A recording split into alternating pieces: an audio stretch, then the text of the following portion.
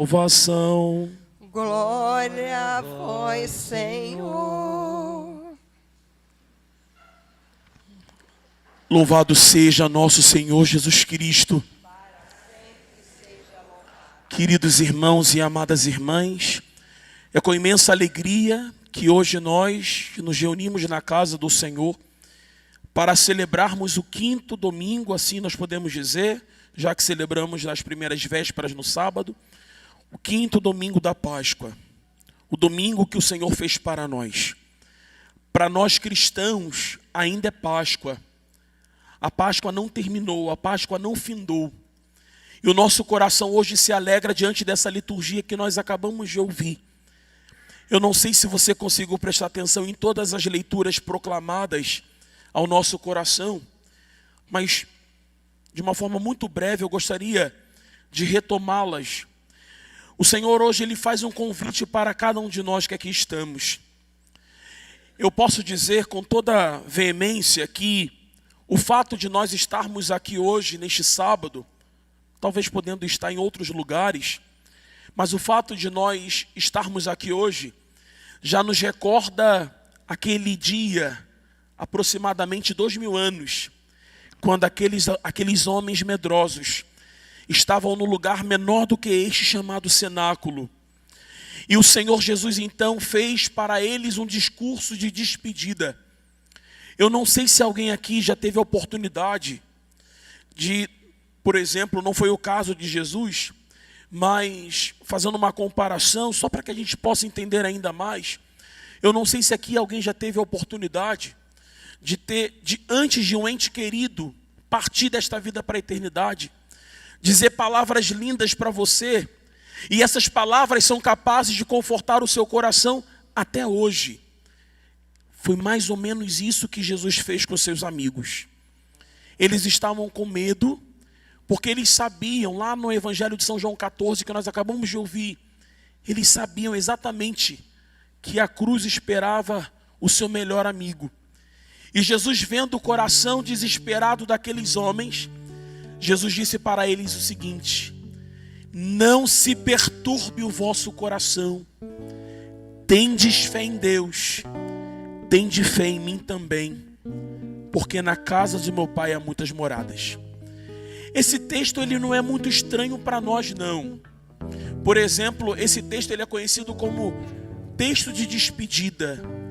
Testamento da despedida de Jesus. Ele estava numa ceia, no cenáculo, e ele disse essas palavras que nós acabamos de ouvir. Por isso hoje o cenáculo se transforma aqui, com muito carinho, na nossa igreja de Santo Antônio. Hoje o Senhor ele olha para cada um de nós, independente daquilo que nós estamos experimentando hoje.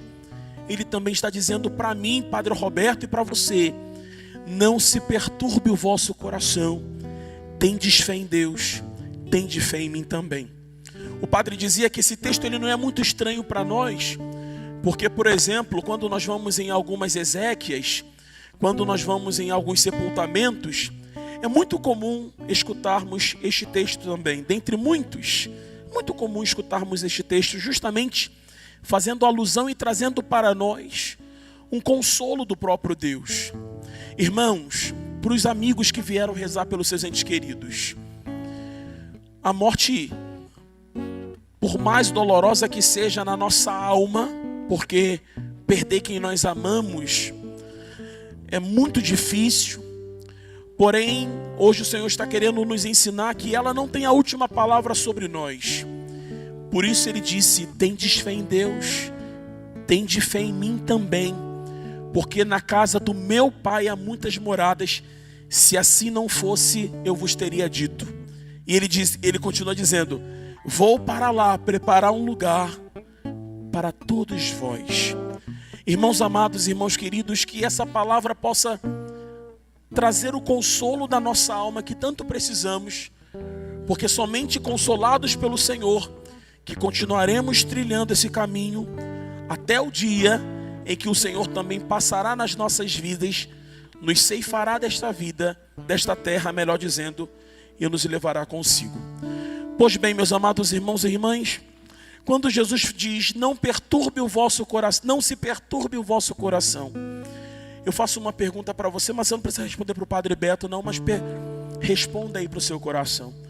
O que tem perturbado o seu coração? O que tem trazido uma inquietação ao seu coração? Um luto? Uma enfermidade? Um sonho que não se concretiza, não se realiza?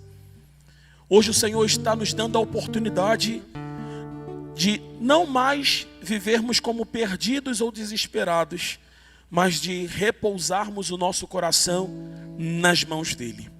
Irmãos amados, irmãos queridos, Deus sabe de todas as nossas lutas, Deus sabe de todos os nossos esforços, e ainda assim Ele continua caminhando conosco. Eu não sei se você conseguiu ouvir, logo na metadezinha do Evangelho de hoje, o Senhor diz para os seus amigos: eu sou o caminho, a verdade e a vida. Na semana passada Jesus falava que Ele era a porta. Não sei se vocês lembram disso. No domingo do Bom Pastor, Jesus falava: eu sou a porta, por onde as ovelhas elas passam. Cada domingo Jesus ele vai se revelando quem Ele é para nós. E hoje Ele está dizendo para mim e para você: eu sou o caminho, a verdade e a vida. Eu particularmente amo essas três características. Podemos mergulhar nessa palavra, caminho. Eu sou o caminho. Irmãos, há momentos da nossa vida em que o nosso coração ele está tão angustiado que o Senhor ele se mostra como o caminho. Mas o primeiro atalho que a gente encontra pela frente, a gente às vezes vai por este atalho e acaba não conseguindo realizar ou não conseguindo suprir a nossa necessidade. Irmãos, a partir do momento em que nós escolhemos o Senhor como nosso caminho, Ele sempre tem uma direção certa para nós. Jesus jamais Ele nos leva para as ruas sem saídas.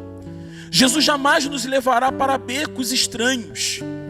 Por isso hoje, talvez você possa dizer: Padre, o meu GPS, o meu Waze, enfim, o meu Google Maps está todo confuso aqui, porque eu estou passando por tantas coisas que eu não sei nem para onde ir. Já me chamaram para tantos lugares.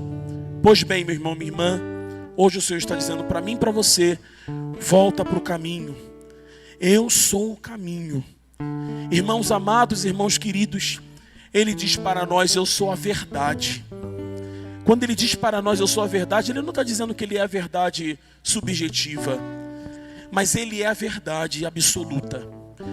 Irmãos, em meio a tantas mentiras que muitas vezes o mundo prega para nós, nós temos um Deus que nos diz a verdade.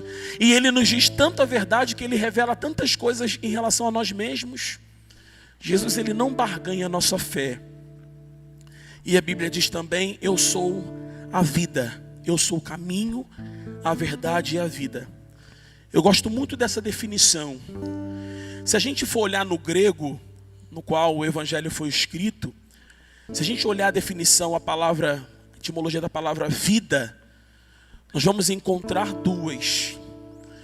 Do grego, vida, bio, que significa a vida humana, e zoe, ou zoé, não importa a pronúncia, que significa a vida com Deus, vida de Deus. Irmãos, aquele que é zoé, aquele que tem a vida com Deus, por mais que passe por provações e caminhos difíceis, jamais permite que essa vida morra dentro de si. E é isso que o Senhor está dizendo para nós: eu sou o seu caminho, aquele que te direciona para o caminho certo. Eu sou para você também esta vida. Muitas vezes nós ficamos sucumbindo porque parece que a nossa vida de Deus vai morrendo, vai arrefecendo dentro de cada um de nós. Mas Ele diz para nós hoje que Ele é a vida. Por isso, meu irmão, minha irmã, não permita que a vida de Deus se apague em você. Amém, queridos? Amém?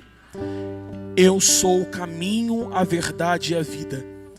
Se você esquecer de tudo aquilo que o Padre Roberto disse, não tem problema. Fique pelo menos com a palavra de Deus. E certamente essa palavra vai ser um sustentáculo para nós. O salmo que nós ouvíamos, o Salmo 32, tem tantas coisas bonitas, mas o Padre não vai alongar não, mas só gostaria de voltar no refrão.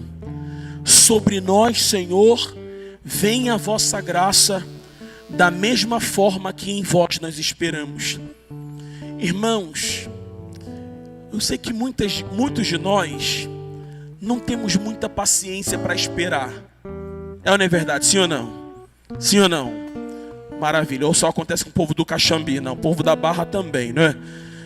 Maravilha. A gente não tem muita... eu sou assim, né? Porém, o Senhor está dizendo para nós que a graça dele... Olha que bonito esse salmo, gente. Sobre nós venha, Senhor, a vossa graça, da mesma forma que em vós nós esperamos. À medida em que... Olha que bonito, olhe para o Padre. À medida em que nós esperamos a graça do Senhor, só depende de nós. À medida em que nós esperamos a graça dele, essa graça é derramada sobre cada um de nós. E este salmo é tão bonito porque ele continua ainda dizendo tantas coisas maravilhosas para nós. Mas eu gostaria de me deter no último verso que diz assim: sobre nós pousa o olhar sobre os que o temem. Irmãos, ninguém aqui, eu não conheço quase ninguém. Eu venho aqui aos sábados para o Padre Marcelo celebrar batizado de manhã apenas. E hoje ele precisou se ausentar e pediu para que pudesse celebrar aqui. E vim com muita alegria. Não conheço. Porém o Senhor nos conhece. O Senhor sabe o que precisamos. E Ele não deixa de pousar o seu olhar sobre nós. Não tem coisa melhor na vida, queridos, em estarmos debaixo do olhar de Deus. E esse olhar nos direciona para o caminho que nós precisamos. Por isso, confie no Senhor. Eu sei que há momentos na nossa vida em que nós somos provados e que é muito difícil permanecermos confiantes em Deus. Mas Ele diz para nós: tendes fé em Deus, tende fé em mim também. Amém, queridos? O que é ter fé? É acreditar, é lançar. Tem gente que fala assim, né? Não acontece com as mulheres daqui da Barra porque são todas santas e todas têm maridos santos em casa. Às vezes você diz uma expressão, por exemplo: eu tenho fé que um dia meu marido vai para a igreja. E do nada você consegue perceber que ele começa uma caminhada na igreja. O que te motivou essa fé? Certamente motivou você a acreditar ainda no impossível ou no invisível. Por isso hoje o Senhor está dizendo para nós na sua liturgia da palavra: tendes fé em Deus, tende fé em mim também. Amém, queridos? Vou fazer o que eu faço lá em casa, tá bom? Diga para quem está do seu lado assim, ó: tendes fé em Deus e tende fé em Jesus também. Diga isso. Não, com essa voz desanimados não. Diga: tendes fé em Deus. Isso. Amém, queridos?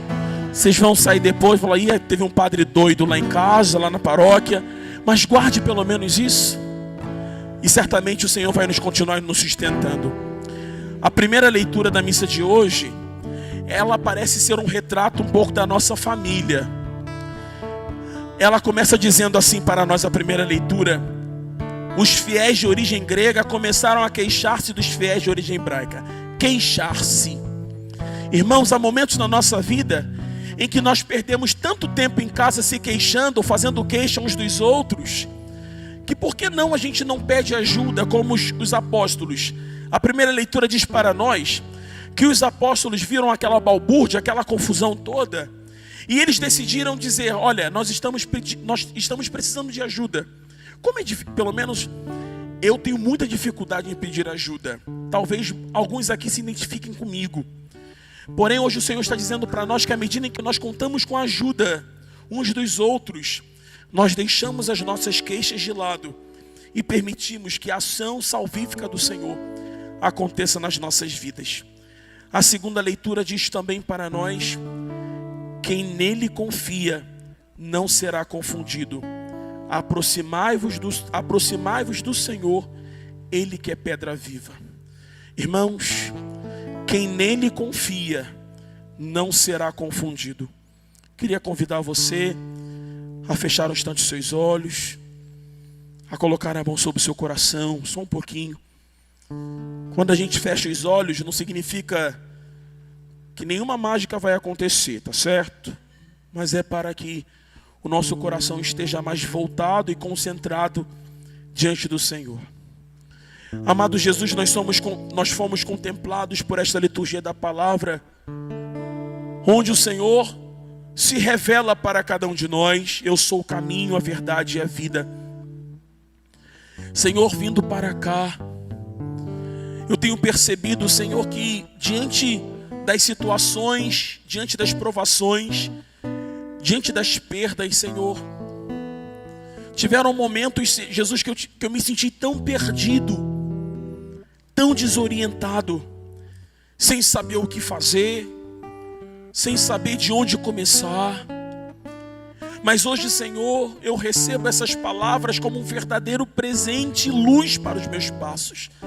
Eu sou o caminho. Senhor, se outrora eu estava perdido, hoje não estou mais, porque o Senhor é o caminho. O Senhor é a verdade da minha vida. O Senhor não prega mentiras para o meu coração. O Senhor é o caminho, a verdade e a vida. Senhor, eu confesso que eu estava desanimado por conta da perda, eu estava desanimado por uma enfermidade, eu estava desanimado por estar caminhando por um caminho tortuoso. Mas hoje, Senhor, eu me revitalizo, porque o Senhor é a vida da minha vida. Hoje, Senhor, eu vou retornar para minha casa fortalecido em Ti, porque sobre nós venha, Senhor, a vossa graça, da mesma forma que em vós nós esperamos. Tendes fé em Deus, tende fé em mim também. Ou seja, confia, meu irmão, minha irmã, confia no Senhor e tudo mais Ele fará. Que essa canção nos ajude a rezar um pouquinho mais neste início de noite.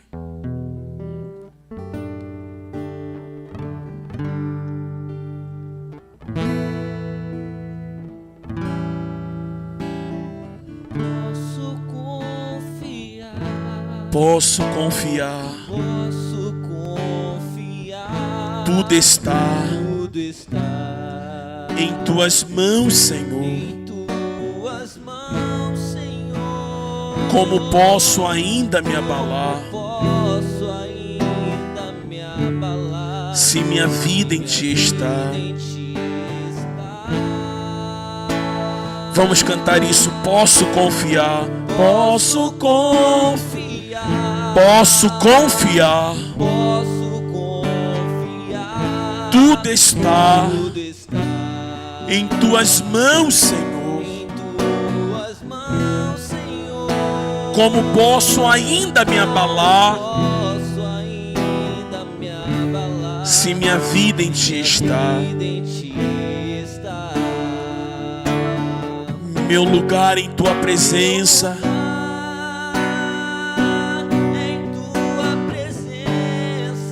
cante isso mesmo que os dias estejam difíceis,